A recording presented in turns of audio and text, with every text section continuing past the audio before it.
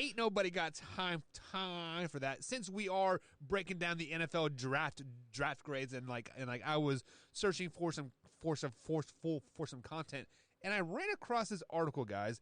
It was on ESPN. I forget who the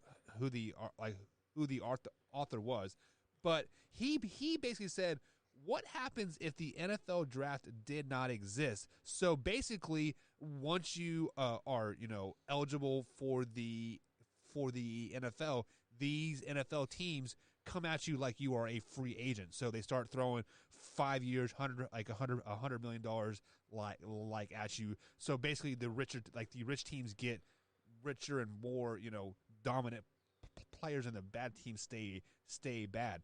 So Tori, I'm going to kick it to you first. Since I didn't prep you guys for this at all. This is all raw reaction. What happened? What do you think would happen if there would never be an NFL draft? It would look like Major League Baseball. It would be the teams like the LA Dodgers, the New York Yankees, the Boston Red Sox that have money to burn, that have owners with deep pockets because they can live off their name, and they will make millions upon millions upon millions of dollars every single year, no matter what, whether their team is good or terrible.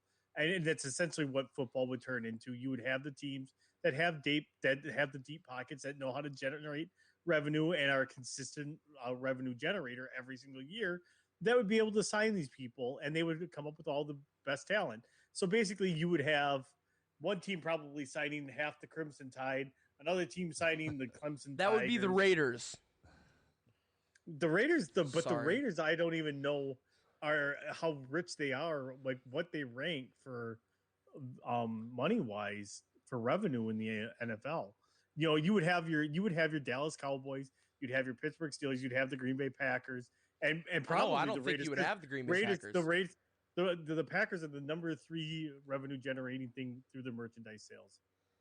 No, that's a false statement. So I actually read an article today where the Cowboys are the wealthiest NFL team, and then it's the Patriots, and then the Giants are next. Yeah. And they're I think the Niners are even before the Packers too. Yeah. Not for merchandise, I don't think. Still, merchandise doesn't matter. Yeah. At the end of the day, the draft is set input for one reason, and that is so small market teams like Green Bay can get players. Because if that was the case, then Green Bay wouldn't have any merchandise to sell because they would be a terrible team. Because let's be real here. Nobody loves Green Bay until you go there and you see it. I mean, whenever you see it from the outside, it looks like it's a little town with a giant stadium and a football team in it. It's funny because the whole town honestly operates like it's a high school football game.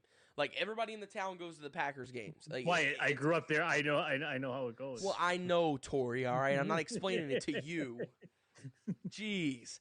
And you park in everybody's backyard. It's this really cool thing. The traditions are awesome, but you would never find out about those traditions if you never got drafted there. Let's be real. I'll be 100% real with you right now. Do you really think Aaron Rodgers would have came to the Green Bay Packers if it wasn't a draft? No. He'd have went to the 49ers. He just said, I'm staying where I've always wanted to go.